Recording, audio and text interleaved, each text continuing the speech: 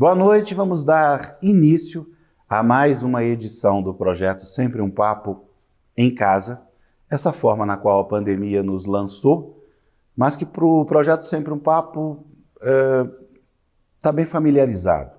Dos 34 anos de atividades que a gente tem, mais ou menos uns 25, 26, a gente grava os programas presenciais e os exibe em redes de televisão e principalmente nessa plataforma que vocês estão agora, que é o YouTube. Nessa plataforma do YouTube tem quase 400 e poucos programas de TV gravados ao longo desses anos, com as mais diversas personalidades do mundo da literatura brasileira e portuguesa também. Hoje a gente tem a presença do Luiz Fernando Emediato, jornalista e escritor, e o jornalista Luiz Costa Pinto. O apresentador Afonso Borges está sentado em um estúdio. Ao fundo, há cartazes com a logo do Sempre um Papo em diversas cores. Recebam os informes dos próximos eventos. O Sempre um Papo também está sendo transmitido no Facebook e no Instagram simultaneamente. Lembrando que o Instagram, quando der uma hora, acaba. Então, pula aqui para o YouTube quando acabar. Nós estamos chegando a quase 50 mil inscritos no YouTube, apesar de que esse canal tem quase 5 milhões de visualizações ao longo desses anos todos. E depois a gente vai falar sobre o autógrafo virtual, que é uma invenção divertida que a gente fez. Eu gostaria de colocar no ar Luiz Fernando Emediato e Luiz Costa Pinto. Boa noite, Luiz Fernando Emediato e Luiz Costa Pinto. Boa noite, meu amigo. Boa noite. Gente, muito obrigado pela presença, muito obrigado por participar dessa edição virtual do Sempre um Papo. Certamente, se não fosse essa contingência, a gente estaria junto no auditório, olhando um para o outro e olhando para a plateia. Ambiente que eu espero que a gente retorne com a maior brevidade possível dentro das condições que a gente se apresenta, né? Eu faço uma pergunta para abrir o evento, na qual os convidados se situam. Então eu queria convidar o Luiz Costa Pinto para responder como você está se sentindo e como você está sentindo o mundo que nos rodeia, Luiz. Muito obrigado pela presença. Muito obrigado, Afonso. É uma honra para mim estar aqui no Sempre um Papo, talvez o mais tradicional programa. O jornalista Luiz Costa Pinto está sentado em uma sala decorada com estatuetas, quadros e uma parede de mármore. Afonso, eu estou pessimista. Eu nunca me vi como um pessimista, mas eu estou pessimista em relação ao Brasil, em relação ao mundo e em estado de atenção em relação à humanidade. Eu acho que a gente passa seguramente pelo momento mais difícil da nossa geração, sem dúvida, né? Mas por um rol de incertezas que vão sendo renovadas a cada dia e vão sendo ampliadas, porque a pandemia termina aguçando conflitos internos, pessoais e conflitos nacionais, conflitos de convivência, conflitos de relacionamento, conflitos geracionais. Então, a gente sabia que seria muito difícil, a gente sabia que as vacinas ou a vacina não viria num prazo razoável até 2020. Hoje se anunciou a alvissareira, né, uma vacina, a primeira delas russa, mas daqui que a gente tenha um pouco de segurança e um pouco de tranquilidade para olhar o horizonte, ainda levará alguns meses. Então, eu te digo, eu estou pessimista.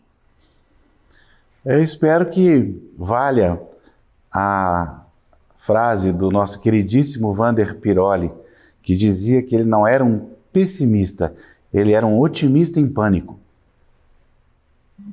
Boa. Querido Luiz Fernando Imediato, como você está se sentindo e como você está vendo o mundo?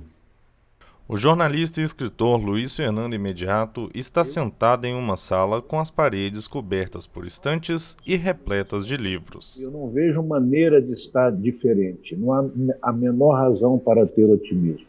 No caso, no que se refere a mim, como eu já estava acostumado a viver isolado, eu moro numa casa no meio da floresta e sempre trabalhava em casa, com muito espaço, muita natureza, no meu pequeno mundo eu estou muito bem.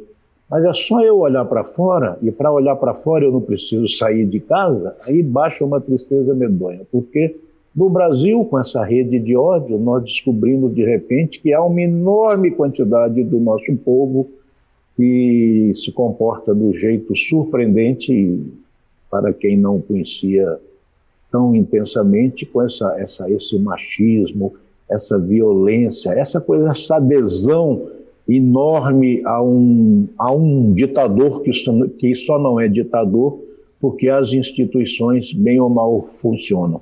E olhando para fora do mundo, a perspectiva é de fim da humanidade, não pelo vírus, porque ao vírus eu acredito que sobreviveremos, mas há a perspectiva de um conflito mundial, há uma guerra comercial entre Estados Unidos e China.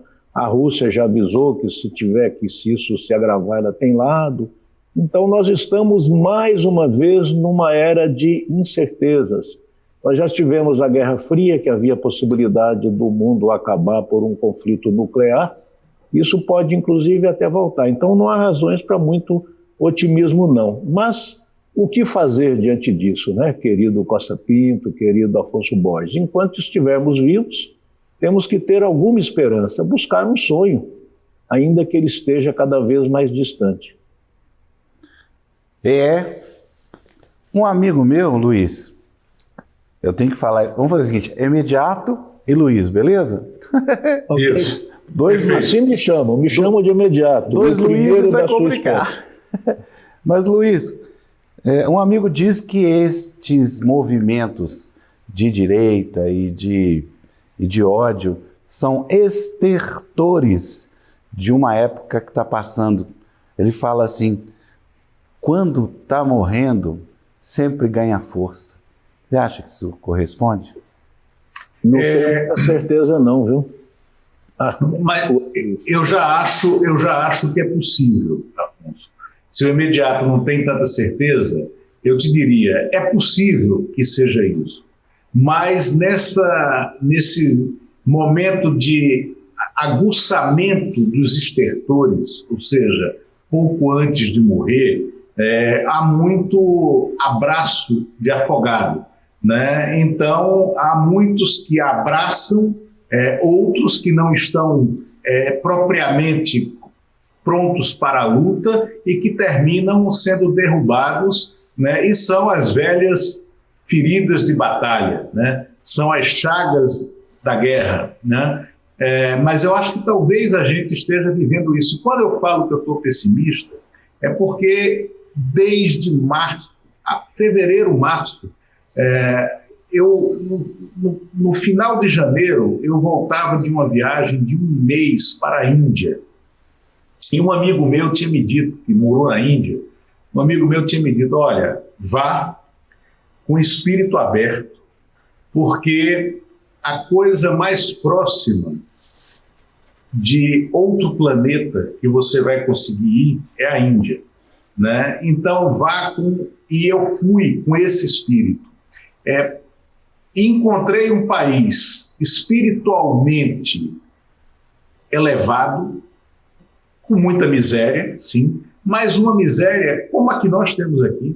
Não me assustou essa miséria, me chamou a atenção o convívio da Índia, dos indianos, com a natureza, né, numa forma que a gente não conhece mais aqui, porque nós fomos destruidores em relação à natureza, eles também, mas numa proporção menor, e por razões até espirituais, né, com uma relação de convívio, de sustentabilidade também maior, né? Apesar da pobreza parecer extrema em algumas regiões.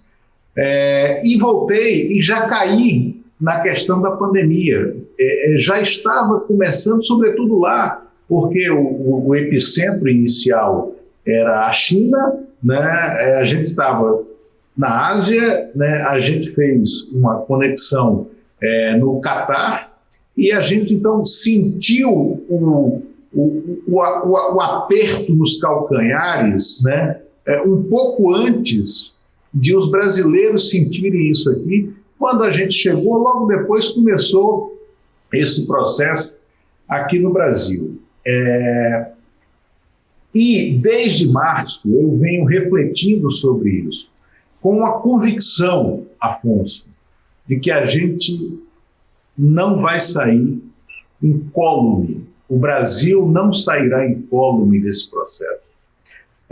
Porque nós estamos com o Estado desorganizado de uma forma como nunca estivemos, porque nós temos uma elite política de baixa qualidade, como nunca tivemos. Veja bem, os 2 livros dessa saga Trapaça, volume 1 e volume 2, que foram lançados, o primeiro em novembro e o segundo agora em maio, né, de 2020, o primeiro em novembro de 2019, mostram o Brasil com algumas lutas profundas, aguerridas, ideológicas, lutas políticas, mas num cenário de construção institucional. E construção institucional, eu estou falando do impeachment, estou falando do governo Itamar, que foi um governo de transição natural, do primeiro mandato do Fernando Henrique, e isso se estende até o ano de 2014, logo depois da reeleição da Dilma Rousseff, que é quando eu pretendo terminar o volume 3, né, exatamente na eleição da Dilma, a construção de uma sociedade democrática que tinha na Constituição de 88 o seu norte, né? A Constituição que foi costurada como um palco em que todas as correntes da sociedade falaram o que queriam falar e que a política mediou esse debate, construindo uma Constituição extremamente democrática, extremamente flexível e que permitiu que a gente vivesse num período de esperança, né, e de crescimento e de aprimoramento das instituições que a gente nunca tinha vivido por tantos anos, de maneira tão ininterrupta. De repente... Vou pedir uma paradinha, porque eu tenho um monte de pergunta para fazer. Você já está dando aí um spoiler grande. Eu deixei só um spoilerzinho, o spoiler virou grande. Respondendo antes de você perguntar, Afonso, cuidado com o Luiz Costa Pinto. Eu nem mostrei aqui, uai. O apresentador Afonso Borges segura nas mãos os 2 volumes do livro Trapaça, de Luiz Costa Pinto. Agora é a sua vez aí de, como editor, falar. O que você quer que eu fale, Afonso? Conta a história, como é que foi editar esses livros? O Luiz Costa Pinto que é um jornalista que eu conheço há muitos anos, nós temos um relacionamento aí de outras eras, né, Lula? Ele sempre me dizia que queria contar a história dele, mas fazendo roteiro. Ele queria fazer roteiro, ele queria fazer filme, série, não pensava em fazer livro. E eu tenho uma editora, né? Eu produzo filmes, mas eu sou um produtor bissexto. Estou com um filme aí que eu produzi, baseado em livro meu mesmo, e 2 outros que estão em produção. Um deles, aliás, é uma biografia musical do Milton Nascimento, vai ficar lindo esse filme. E o outro é uma série que está pronta para o Canal Brasil. Mas, enfim, aconteceu que, para a sorte da minha editora, ele não conseguiu fazer os roteiros, e um roteirista, depois ele explica isso melhor, disse para ele, cara, escreve um livro, depois a gente transforma isso em roteiro. E assim foi. Ele disse que ia escrever o livro, eu trato com autores que prometem escrever um livro, demoram 1, 2 anos. Ele, em 3, 4 meses, já estava com o livro pronto, um fenômeno. Ele entregou, eu publiquei, logo depois ele diz, já estou acabando o segundo, e o terceiro ele diz que entrega até o final desse ano, para publicar no início do ano que vem. É fantástico, né? Então, daí nasceu essa saga. E eu, assim, só para concluir, quando ele me disse qual era o tema do primeiro, eu disse, bom, eu vou publicar, que eu publico livros também, que não tem lá muita importância, né? Mas é um jornalista importante. Era o caso lá do impeachment do Collor. E eu imaginei, mas o que é que tem de novo para contar sobre essa história que todo mundo já sabe e já está lá atrás, né, 30 anos? Quando vem o livro, é aquela surpresa, porque ele exatamente fala daquilo que a gente já sabe, mas ele conta como aconteceu, os bastidores, e é de um sabor, é uma coisa maravilhosa. E o segundo volume, mais ainda, cada volume parece que ele vai ficando mais picante, mais irreverente, e a gente fica ali perplexo diante do que acontece debaixo dos nossos olhos e a gente não sabe. É tudo aquilo que a imprensa não deu, é tudo aquilo de como aconteceu. É como você assistir um filme que você já sabe que a pessoa vai morrer no final, mas você fica ligado ali porque é aquele filme que vai contando aquela história de como aconteceu e a cada minuto uma surpresa. E o livro dele é isso, a cada página uma surpresa. Então, se você não quer passar uma noite em claro, não comece a ler às 10 horas da noite, porque você vai terminar às 6 da manhã. Luiz, depois dessa apresentação, eu queria te perguntar, você sabe onde é que é a Barra do Serinhaém? Sim, claro. Pois você sabe o que tem do lado? Barra de Serinhaém fica entre Porto de Galinhas e Praia dos Carneiros. Você sabe onde é que acontece do lado de Barra de Serinhaém, lá em Barra Grande? Não. Todo ano. Eu fui poucas vezes a Barra Grande. A maior rave da América Latina, que se chama Universo Paralelo. Ah, mas o Universo Paralelo não é na Bahia? Eu estou te dizendo que a Barra do Serinhaém que eu conheço é essa na Bahia, na frente de Barra Grande. Ah, entendeu? Tá. Mas porque tem Barra de Serinhaém, Barra Grande e em Pernambuco também. Tem, pois é comum. Mas nessa Barra de Serinhaém, que por sinal tem um minúsculo lotezinho lá, ao lado acontece o Universo Paralelo. E por que você inventou de colocar o Universo Paralelo agora nessa aventura que você já chamou de saga? Quer dizer, já começa chamando de saga. Ainda fala que é no Universo Paralelo. Olha, eu te diria com uma autodefinição. Eu sou pernambucano. Isso explica muitas coisas, inclusive a pretensão, né? Vou contar essa para o Zé Paulo Cavalcante Filho. Sim, muito amigo meu, né? Você sabe que o Zé Paulo eu o conheci antes dele virar um excelente biógrafo do Fernando Pessoa, né?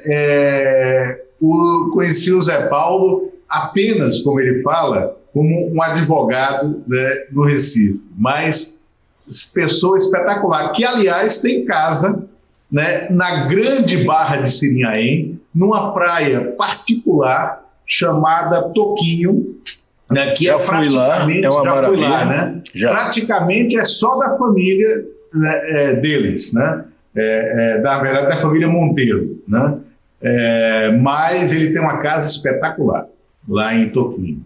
Mas isso, Afonso, que o Imediato falou é verdade, tá? Foi desse jeito. Eu não pensava em escrever um livro, fazia 10 anos que eu estava com essa história, né, do volume 1, que são os 5 meses que levaram à cassação do Collor na minha cabeça e queria, e uma forma de contar tal.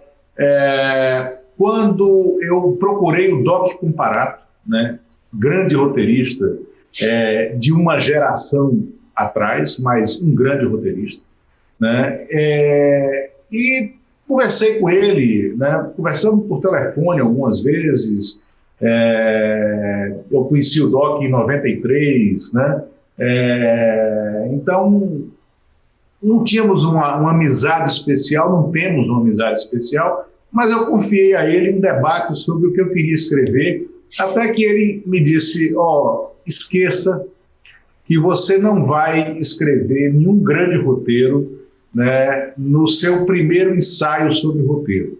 Se você nunca escreveu roteiro, não escreva um roteiro. Né? Você sabe escrever, você sabe contar histórias, você tem uma boa história para contar. Então, esqueça o roteiro, escreva um livro. Porque fazer roteiro é uma técnica, e depois um bom roteirista vai pegar o teu livro e vai transformar isso. Foi aí que eu procurei o Imediato e disse, Imediato, eu estou com um livro na cabeça, por que o universo paralelo? Porque tem histórias ali, e a primeira, né, o preâmbulo do livro, é uma história que está fora do escopo do impeachment, que é o meu primeiro dia, né, na revista Veja, onde eu fui para chefiar a sucursal do Recife, que era chefiada por um mineiro que talvez você tenha conhecido, o Bruno Bittencourt, né? O Bruno foi repórter e chefe da sucursal da Veja aí em Belo Horizonte. Foi meu colega de escola, o Bruno. Foi seu colega de escola? Acompanhei toda a vida dele, a esposa, o filho, até o falecimento dele, tudo.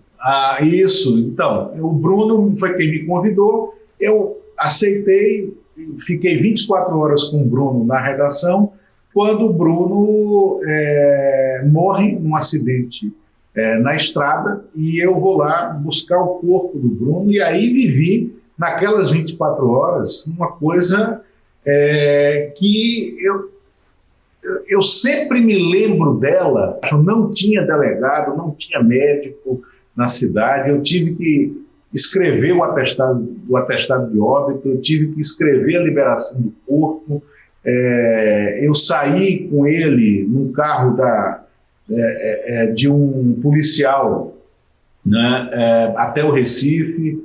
No Recife tinha que fazer o embalsamamento do corpo, e eu tive que ajudar um professor da universidade, porque o IML estava em greve, e de lá despachar num jatinho para o enterro em Belo Horizonte. Então foi um dia inacreditável, né? E aquilo tinha de fato acontecido, né? E aí eu fui traçar um parâmetro de algumas histórias da vida real da política, né? Da real política, de como elas acontecem em Brasília, que também parecem relatos irreais.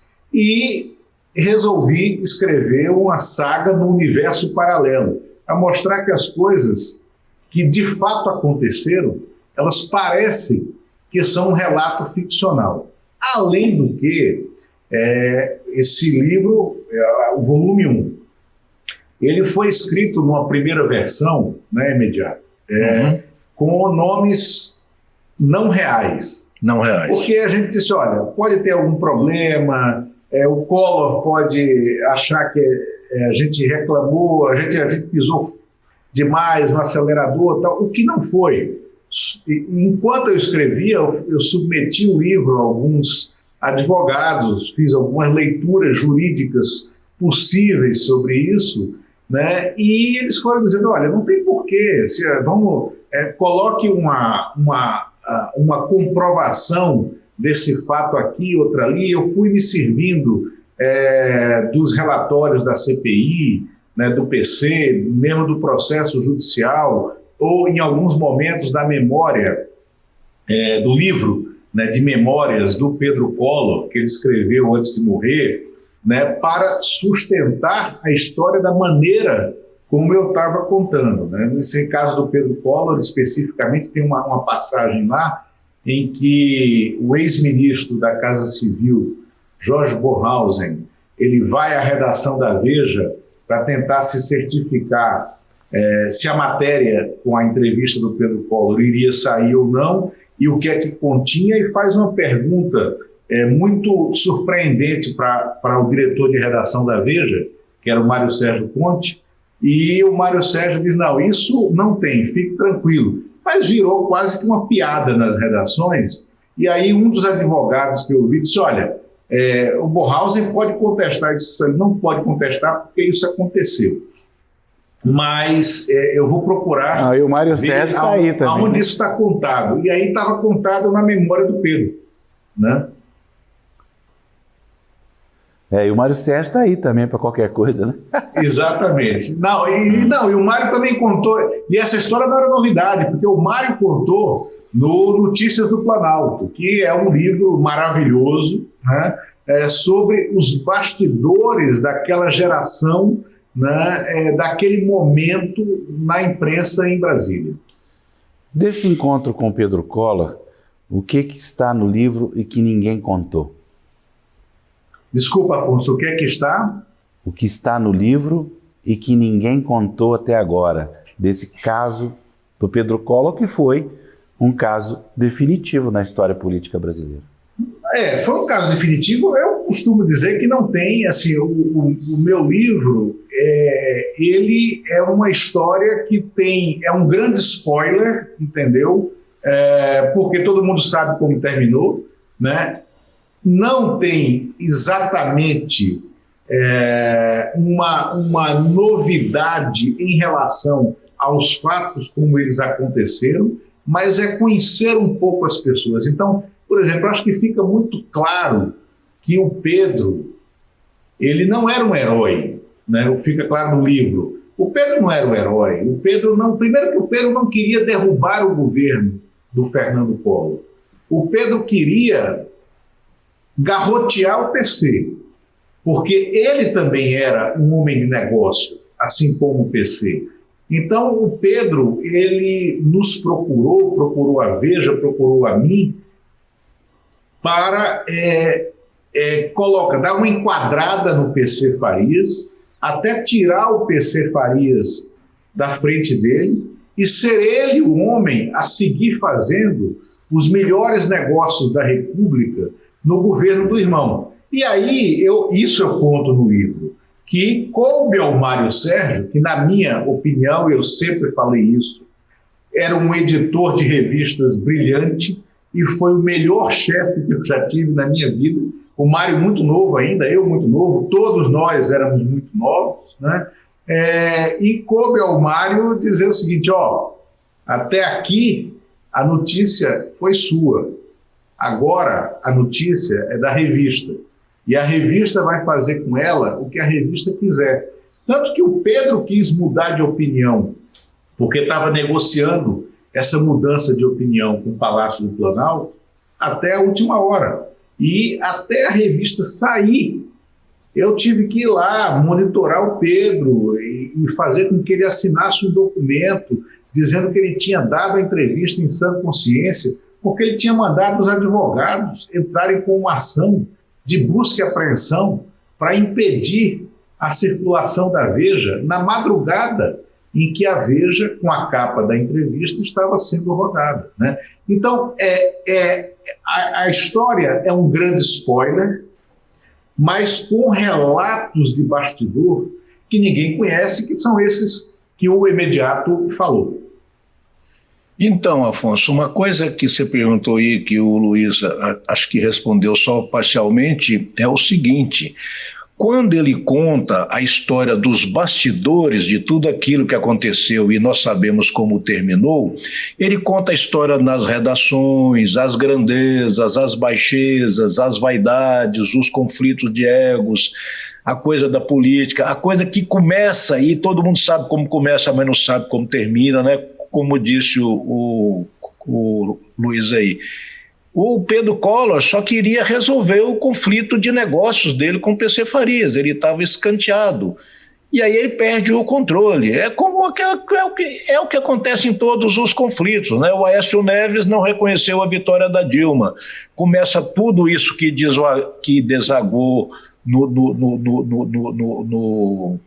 na Lava Jato e no impeachment, e a cabeça dele rolou também. É como na Revolução Francesa, os que guilhotinaram foram guilhotinados também. Então o Pedro perdeu o controle. E é uma grande tragédia, né? Porque, na verdade, a história da família Collor é uma tragédia digna de Shakespeare, né? A mãe morre, o Pedro morre com câncer no cérebro, o PC é assassinado.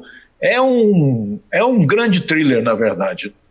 Não, exatamente. É isso? E só para para concluir, na primeira versão, como o Luiz disse, a revista Veja não chamava Veja, o Mário Sérgio Conte não chamava Mário Sérgio Conte, então eram nomes fictícios e ficava muito estranho, porque eu falava, mas como não chamar os bois pelos nomes, né? Aí o Luiz se convenceu e deu no que deu e ficou um livro maravilhoso.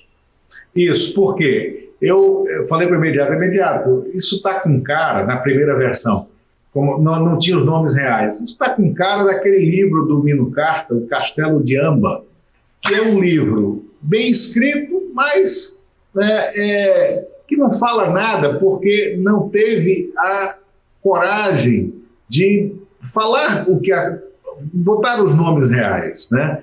Ou então da minissérie, da série, né? O Mecanismo, que o presidente Lula chama Higino. Que foi um desastre pretensioso, entendeu? Foi um roteiro perdido, né? E até hoje é muito caro ao streaming brasileiro a série O Mecanismo, porque ela causou muita...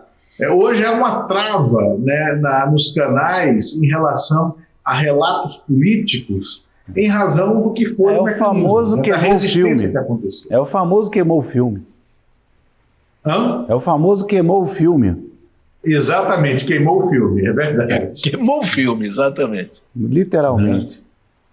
Bem, vamos então passar para o segundo, no qual, de cara, né, na primeira, eu comecei a ler aqui, vou encarar, mas de cara você diz que o nosso querido Itamar Franco assediava as mulheres, em especial as fardadas?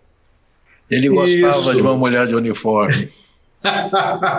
Você sabe que umas 3 pessoas que tiveram alguma intimidade com o Itamar ou com o gabinete dele me ligaram aqui, mas quem era fulano? Eu disse, eu não vou dizer quem era, porque já é tão possível chegar até onde era. E a fonte que me falou, que me contou isso e que eu cito como um executivo, é um grande mineiro, grande amigo meu, grande amigo teu também, né? Um dia eu te falo em reserva, né? A fonte, né, específica.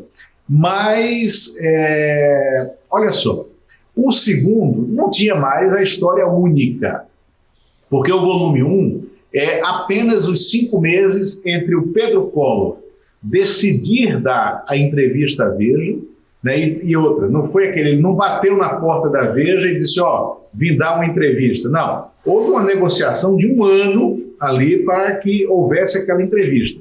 E o processo parlamentar que leva à cassação. No volume 2, eu disse imediato, eu não tenho mais um fato único para contar. Mas o narrador, que sou eu, pela opção que eu fiz, né? E isso vai ser interessante no volume 3, porque o narrador muda de perspectiva, ele sai de redações e se torna um consultor empresarial e de marketing político, tal, que assiste às crises do lado dos vilões, vamos dizer assim, daqueles que estavam sob ataque da imprensa, ou durante campanhas eleitorais. Eu coordenei a área de comunicação da campanha de 2002 do Ciro Gomes, né, de 2002, né, em que o Ciro era uma possibilidade de eleição. Então, eu vou contar com essa perspectiva, mas ainda, voltando ao volume 2, eu disse, olha, eu posso dividir em capítulos, eu quero contar tais e tais e tais histórias. Então, o governo Itamar, que é o presidente improvável, é um capítulo óbvio, né? E enquanto estava escrevendo aquilo, Afonso, eu fui vendo e conversei muito com Argrives, o Henrique Argrives, sobre isso, né? Como o Itamar é até agora um personagem injustiçado pela história, porque o Itamar foi daquele jeito dele, aquele jeito simples. O Itamar foi o primeiro homem comum a ocupar a presidência. O Itamar era o homem comum, né? ele ocupou a presidência com aqueles valores do homem comum. Não vou dizer aqui valores de classe média, porque isso pode ser depreciativo. Não eram valores de classe média, era a visão de um homem que tinha coração, que tinha compaixão, que era meio turrão, que era, às vezes, até chato, né? Mas ele era um homem de espírito público. E ele tinha uma vontade de acertar imensa, e uma vontade imensa de passar para a história como um homem limpo, correto, que ele foi, no geral. Essa questão, era um namorador, naquela maneira geracional dele de namorar. Eu conto isso no livro. Qual não foi a minha surpresa quando ele tinha tomado posse fazia 3, 4 dias, toca o telefone de uma mesa na redação, que era a mesa de uma colega minha, e não tinha mais ninguém na redação, eu atendo, e era ele, dizendo, quem está falando? Aqui é o Luiz Costa Pinto, aqui é o Itamar, era o presidente da República, ligando para o telefone de uma repórter, diretamente, não queria nada com essa repórter. É porque essa repórter era amiga da namorada dele, que por acaso era a filha do Humberto Lucena, que naquele momento era o presidente do Congresso. Então você vê, né, que o Itamar conferiu a Brasília o ar de uma paróquia. E era uma paróquia, mas ele foi um grande presidente. Né? O Itamar foi muito melhor, por exemplo, para fazer um parâmetro de comparação de vices que assumiram no impeachment, do que o Temer.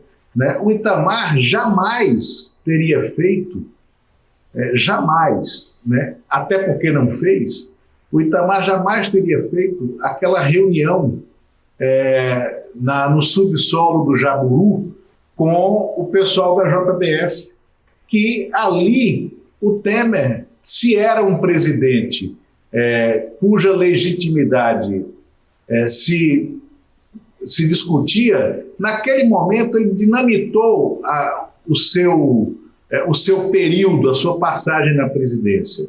E o Itamar teve a grandeza de permitir, sabendo que era um momento capital para ele, de permitir que se formulasse um plano econômico, né, no governo dele, e deu a chave do governo para o Fernando Henrique. Né? Isso foi de uma grandeza inigualável. Depois brigou com o Fernando Henrique, ele aí já como governador de Minas Gerais. Né? Agora, era uma coisa, sobrevivemos, a gente dizia, sobrevivemos ao Itamar. Né? Então, o Brasil aguenta tudo. Aí vem um Bolsonaro, e que eu não sei se sobreviveremos, né? Enquanto Estado, com instituições sólidas, porque as provações, neste momento, têm sido muito maiores. Aí você sai, o outro capítulo é sobre a CPI dos anões do orçamento. Veja bem, o Brasil tinha acabado de tirar um presidente da República, o primeiro presidente eleito depois da ditadura.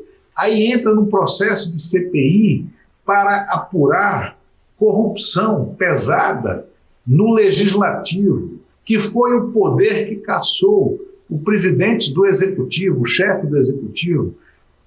E durante o processo da CPI dos anões, que aí eu conto, teve um episódio específico em que eu me vi também no epicentro daquilo, que envolvia a descoberta de papéis de empreiteiras, né, papéis de empreiteiras que relatavam corrupção, exatamente como a gente acabou vendo na Lava Jato, no processo do Mensalão. Aí vem o Brasil tendo as histórias que vão se repetindo em camadas. É uma coisa impressionante. Se a gente tivesse corrigido o processo político em 93, né, de uma maneira madura, né, a partir da CPI dos anões, a gente não teria tido, talvez, o Mensalão, porque os procedimentos, alguns procedimentos do PC e alguns procedimentos das empreiteiras, lá atrás, em 92 e 93, eles se repetem tanto no Mensalão quanto na Lava Jato, né? Então faltou maturidade, apesar da gente ter um Congresso com personalidades como Ulisses Guimarães, Fernando Henrique Cardoso, Mário Covas, Zé Serra, né? Era uma maravilha. O próprio Zé Genuíno, Zé Dirceu, esses eram parlamentares, Aloysio Mercadante, Nelson Jobim, né? Mas a gente não teve coragem de atacar alguns problemas realmente profundos, e aí a gente foi fazendo puxadinhos, né, na estrutura política. E esses puxadinhos foram se acumulando e redundou nessa imensa quebrada que a gente está hoje. Como é que você trata os militares nos livros? Bom, depende do período, né? No período do Itamar, do Fernando Henrique, os militares são tratados da forma como aquela geração de militares mereceu, com maturidade, com reconhecimento, né, ao papel que eles cumpriram. Veja bem, durante todo o processo do impeachment do Collor, que, volto a lembrar, era o primeiro presidente eleito diretamente depois da ditadura, durante todo o processo do impeachment, os militares ficaram rigorosamente dentro do papel desenhado para eles pela Constituição de 88. Tanto que foi escolhido entre os parlamentares um interlocutor entre os ministros militares, que era o almirante Mário César Flores, ministro da Marinha. E não à toa, o Mário César Flores foi o único dos ministros militares do Collor que permaneceu no governo Itamar, né? E aí foi para a Secretaria de Assuntos Estratégicos, como um pensador. Mas ele foi o personagem que fez aquela transição interna entre os militares. Durante o governo Fernando Henrique Cardoso, houve crises, né? Houve crises que poderiam ter descambado em crises militares, mas o Fernando Henrique não titubeou. No primeiro escândalo do governo dele, que eu conto isso no livro, no caso do Civan, né, que foi inclusive um furo da revista Isto É, da nossa concorrente, né, e eu conto o mecanismo daquele furo, mas como a gente na semana seguinte reverteu aquilo num gol a favor da Veja, né? Mas ele demitiu o ministro da Aeronáutica naquele momento, né? Também sem titubear e sem provocar crise alguma, né? Sem provocar crise alguma. Eu vou contar no volume 3 uma história que me é muito cara, que envolve mais uma vez Minas Gerais e que fala e que essa história contada, ela é a síntese do espírito do Marco Maciel, que era o vice-presidente do Fernando Henrique. Foi quando teve uma crise da PM aí em Minas, no governo Azeredo, né? Você deve lembrar, porque foi quando a PM tomou as ruas, chegou a ameaçar invadir o Palácio da Liberdade. O Azeredo estava sob risco e já tinha tido, naquele momento, a renúncia do Divaldo Suruagi, que era o governador de Alagoas, né? Que numa sublevação da PM alagoana, ele renunciou ao mandato de governador, né? Emparedado pela PM. E estavam querendo fazer exatamente a mesma coisa com Azeredo aí em Minas e com Tasso Gereissati lá no Ceará. No caso do Tasso, ele passou literalmente, o Tasso mandou o secretário de segurança dele, que era um general da ativa, mandou o secretário pintar uma linha no Palácio de Governo, no Palácio do Cambeba, na pista que dá acesso ao Palácio do Cambeba, mandou colocar atiradores do lado de cá, né, daquela linha, e mandou o general dizer, avise para os sindicalistas que se eles pisarem na linha, a minha ordem é para atirar, para matar. Isso aconteceu. E estava acontecendo mesmo aí em Minas. Eu estava com o Marco Maciel, o Fernando Henrique estava no exterior, o Marco Maciel era o presidente interino, mas ele despachava no gabinete da vice-presidência, ele não subia para o terceiro andar do palácio, no gabinete presidencial, ele ficava no anexo, era sempre uma pessoa muito reservada. Eu estava com ele quando chegou uma mensagem do Azeredo e o ajudante de ordens dele, um militar, né, interrompeu a nossa conversa e disse: presidente, o governador Azeredo está solicitando o envio de tropas imediatas para Belo Horizonte para afastar a PM. Aí o Marco Maciel parou, olhou, aí ele falou: obrigado, comandante, eu não vou retornar a ligação. Aí eu me meti, eu disse: mas, presidente, como não vai retornar a ligação? Aí ele disse: eu não vou retornar a ligação porque, veja bem, eu, com a minha história, eu era presidente da Câmara dos Deputados quando a Câmara foi fechada em 1977. Se eu ordenar que o Exército vá a Minas e acontecer uma tragédia, a culpa vai ser minha. E essa mancha para a história eu não posso ter. Eu vou deixar que o general Zenildo, que era então ministro do Exército, decida isso com o presidente Fernando Henrique. Ele vai chegar em 24 horas. Até lá a gente reza. Né? E foi isso.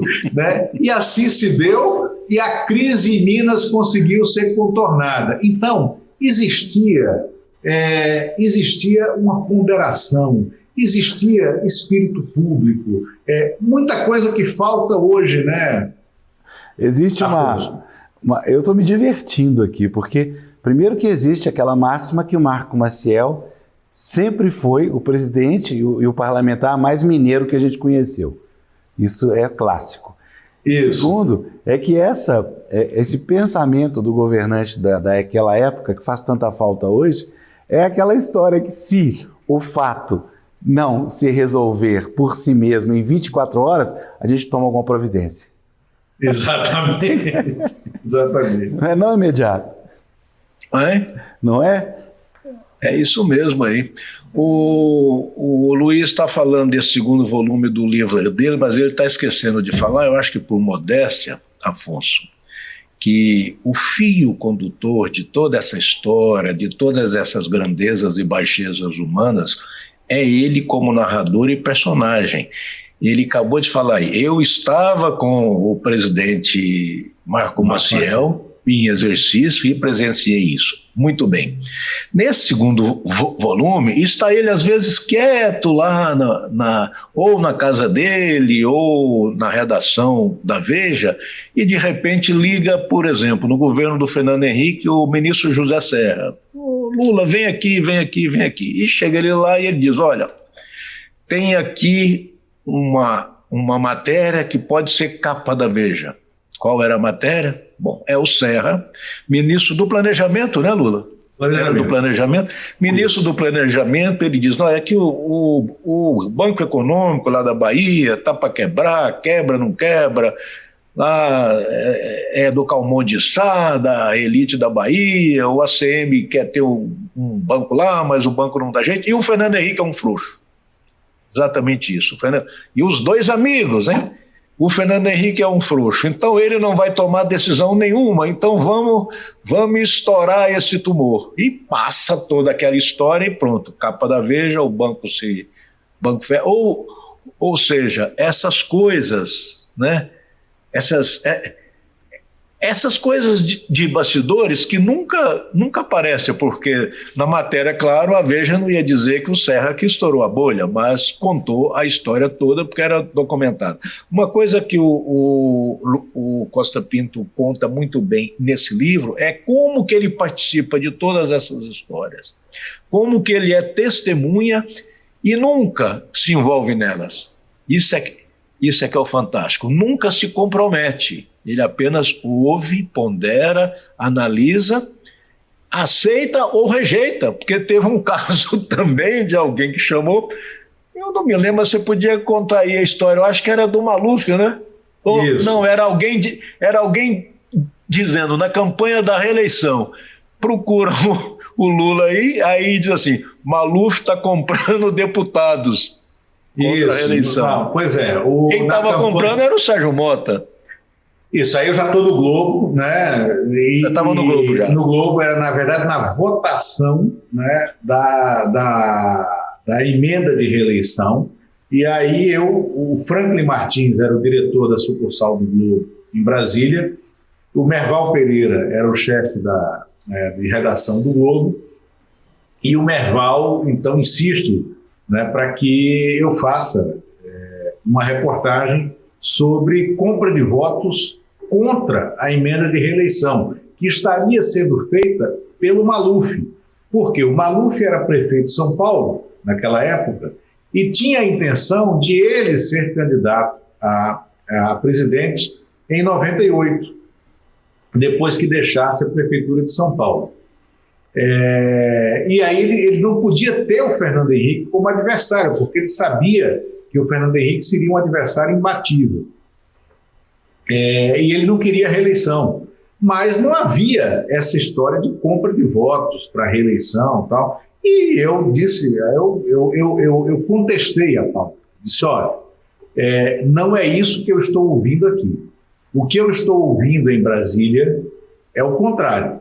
É que está tendo um movimento de compra de votos a favor da emenda de reeleição e que esse movimento de compra de votos é em razão do poder que o governo tem para convencer deputados a votarem a favor da emenda de reeleição, que era um absurdo. Se você imaginar, a emenda de reeleição era um absurdo, porque a revisão, isso eu conto no livro também, a revisão constitucional de 1993, que foi de uma sabedoria ímpar dos constituintes brasileiros, que era dar 5 anos para a Constituição ser testada, e em 1993 a Constituição seria revisada com um quórum baixíssimo, muito menor que o quórum que se precisa habitualmente para fazer emenda constitucional, e você podia revisar todos os capítulos da Constituição, exceto as cláusulas pétreas. Mas, como naquele momento não existia plano real ainda, era governo Itamar, e o candidato mais forte para a eleição de 94 era o Lula, a única coisa que se faz na revisão constitucional é aprovar o Fundo Social de Emergência, que era uma medida econômica necessária como um preâmbulo do plano real, e cortar o mandato presidencial, que era de 5 anos, para 4. Por quê? Porque era a ameaça de que o Lula poderia ser eleito. Então, houve um acordo para cortar para 4. Aí vem em 94, o Lula não é eleito, em 95 Fernando Henrique assume a presidência, em 96 tenta passar e passa a emenda de reeleição. Então era óbvio que existia um movimento, tá, de, vamos dizer, de ampliação da base do governo, como a gente vê hoje, né, para passar as matérias do Palácio do Planalto, como a gente vê hoje. E qual era a força que o governo tinha? Era o convencimento financeiro. Isso pode ser feito a partir de matérias públicas e de um acordo político, ou isso pode ser feito no balcão eleitoral, na compra de votos. Eu não fiz a matéria e fiquei mal com o diretor de redação do jornal o Globo, onde eu trabalhava. Fiquei realmente numa situação difícil. Saí de férias e estava na Itália, né, quando, naquela época, a gente não tinha essa facilidade de comunicação e tal. À noite eu liguei para minha sogra, né, eu estava com minha mulher no sul da Itália, liguei para minha sogra, disse, como é que tá? Vocês não viram a reportagem da Folha de São Paulo, tal, do Fernando Rodrigues? Eu disse, não, mas que reportagem? Ele estourou um esquema de compra de votos a favor da reeleição, né, e tudo organizado pelo Sérgio Mota, no Ministério das Comunicações, o balcão de negócios, tá? Disse, opa, essa é a minha vingança. Então, abri uma garrafa de vinho, celebrei a matéria não feita por mim, né? Quando voltei, amigavelmente, mas não fui compreendido dessa forma, amigavelmente eu mostrei, né, para o Merval que eu não tinha feito a matéria porque eu estava certo, né, e aí recebi uma outra missão impossível, né, da redação e o aviso de um grande amigo meu, que era o editor executivo do jornal, que já morreu, você também certamente conheceu, o Rodolfo Fernandes, né? O Rodolfo, quando viu que eu estava querendo reagir, aí o Rodolfo disse, meu amigo, essa aqui é melhor você fazer.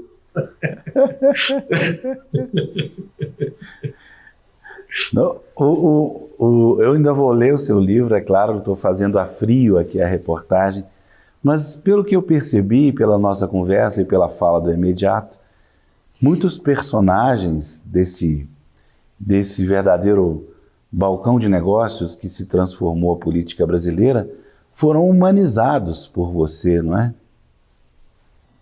Sim, sim, foram humanizados. E justamente por que trapaça? Algumas pessoas me perguntaram, por que esse título trapaça? Eu disse, olha, trapaça é um guarda-chuva. Quando as pessoas leem um livro, elas percebem que a trapaça, ela está na política, está no jogo da política, está no jogo da imprensa, está no jogo da imprensa dentro das redações, na disputa entre colegas de redação, na disputa entre veículos, na briga pela notícia e também na vida pessoal. Porque aí, Afonso, tem uma cor de vida pessoal, que aí eu conto os meus dramas, entendeu? Assim, ainda bem que até aqui, eu acho, até o volume 2, eu acho, que eu consegui fazer de uma forma que não ficou piegas, né? Com muito cuidado, né? Mas eu vivi uma situação inusitada, né? De sair de um casamento para outro, do meu primeiro casamento para o meu segundo casamento, no meio desses processos de imprensa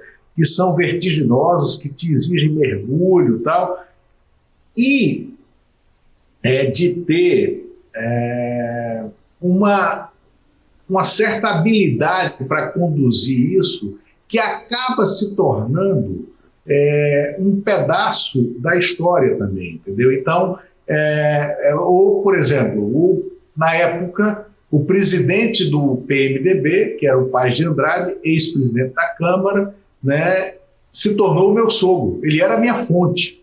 E eu transformei a minha fonte no meu sogro, né? E ele de outra geração, né? O pai já morreu há 5, 6 anos, mas não podia admitir que a filha dele tivesse uma relação, como ele dizia, com um homem com passado. Um homem com passado era eu. O meu passado era ter sido casado já, né? Ter filhos, né? Então não podia. Né? Então, também costurar dessa forma, e é uma coisa surpreendente, que é quando eu decido me separar e sair de um casamento para outro, porque foi uma coisa emendada, isso eu conto no livro, eu saí de casa e não falei com absolutamente ninguém, fora a minha primeira mulher. Disse, olha, aconteceu isso. Saí de casa numa segunda-feira de manhã, peguei a mala, dei entrada num hotel em Brasília, fui a pé até a sucursal da Veja, que eu chefiava. Quando eu entro na sucursal, toco o telefone, era um ministro, né, ministro importante do governo, me chamando para o gabinete dele. Isso era a hora do almoço, mais ou menos. Eu disse, olha, eu vou almoçar e vou para aí. Aí ele fez, não, vem agora, eu vou mandar pedir uns sanduíches. Eu achei que ele queria me dar algum furo. Não. Ele já sabia da minha separação, ele queria me dar conselhos, né? E aí eu disse, opa, peraí, como é que você está sabendo? Porque eu não falei nem com a minha mãe, né? Eu não falei com ninguém. Ele fez, não, eu estou sabendo, você não pode fazer isso. Eu disse, olha, eu estou fazendo isso por causa disso. Então, é a prova de que Brasília é uma grande paróquia. E olha, mesmo, eu fui lá no início da minha carreira jornalística no Estadão, como a sucursal de Brasília parece que não mandava as notícias direito, me mandaram lá, que eu era de fora, né? O de fora não é fácil, para fazer uma reportagem sobre a Ilha da Fantasia. Meu Deus do céu, eu fiz uma série de reportagens sobre os envolvimentos de jornalistas com o poder, com aquelas mordomias todas. E o Correio Brasiliense, jornal da cidade, o Lula Costa Pinto, nessa época, 78, ele usava fralda ainda, ele não lembra disso, porque ele era um bebezão. Fizeram uma reportagem para desmentir a reportagem do Estadão, Ilha da Fantasia. Realmente Brasília é uma paróquia, né? Ainda é e sempre foi, né? Exatamente. Gente, eu acho que a gente podia ficar aqui até amanhã, né? Mas nós temos nosso horário aqui. Ué, já deu 1 hora que a gente está aqui conversando e tal. E nem falamos do imediato. Vamos marcar outra, viu, imediato, para nós dois. Né? Outro, perfeito. Eu tenho só que avisar que eu inventei o autógrafo virtual e eu queria passar para vocês. É um jeito muito simples de conseguir o autógrafo do autor.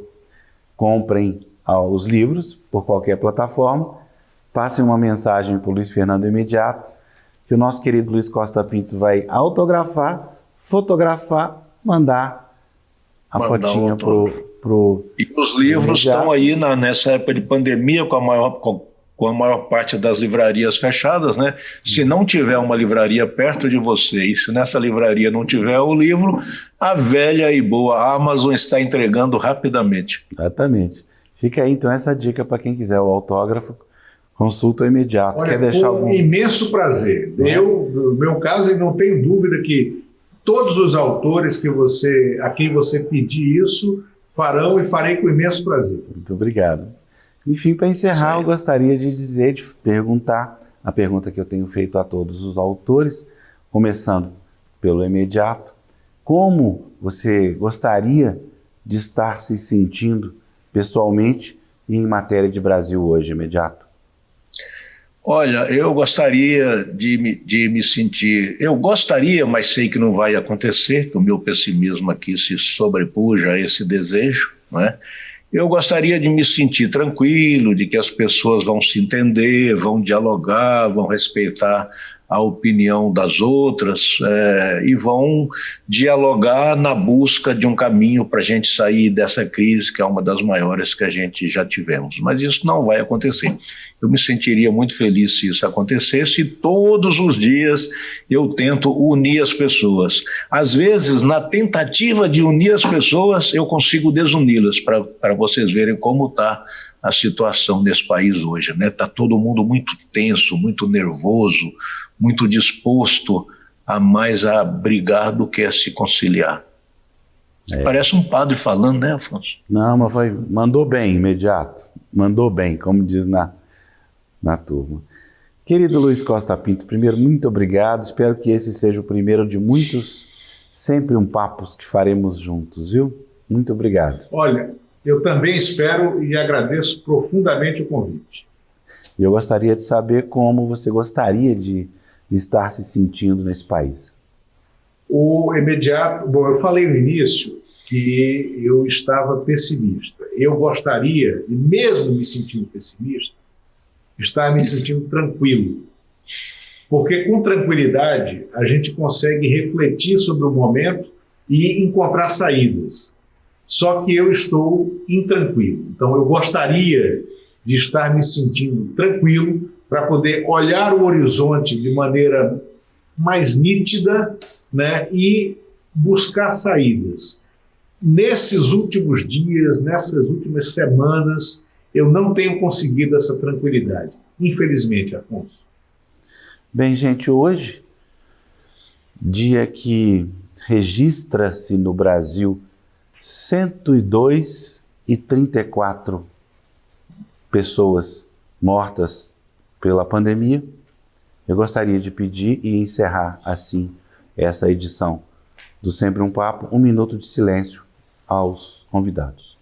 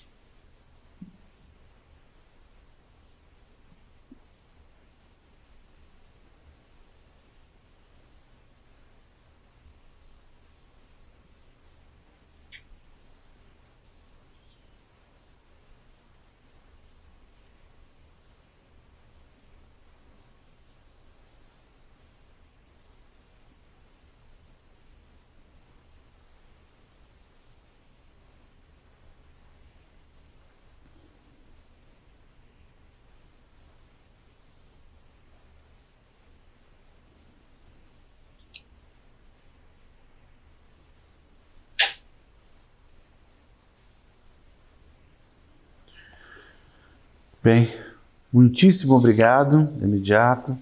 Luiz Costa Pinto, até a próxima, boa noite. Muito obrigado. Boa noite a Até a todo próxima. mundo. Boa noite. Abraço.